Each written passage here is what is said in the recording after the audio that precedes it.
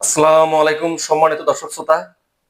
আজকে জানুন সুস্থ থাকার গোপন রহস্য।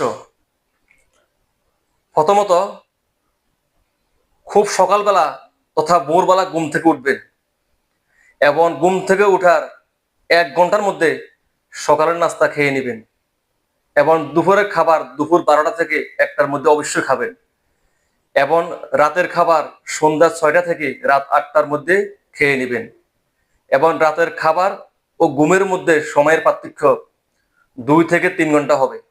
রাতের খাবার খেয়ে সাথে সাথে ঘুমানো যাবে না এবং রাতে তাড়াতাড়ি ঘুমাবেন। সকল প্রকার ভাজা পোড়া তৈলাক্ত খাবার পরিহার করবেন। নিয়মিত শাকসবজি ফলমূল খাবেন। সামুদ্রিক মাছ খাবেন।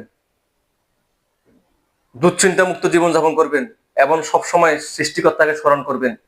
ইনশাআল্লাহ মহান আল্লাহ তাআলার অশেষ রহমতে আপনি সুস্থ সবল দীর্ঘ জীবন লাভ করবেন। মহান আল্লাহ আমাদের সবার মঙ্গল করুক। আমিন।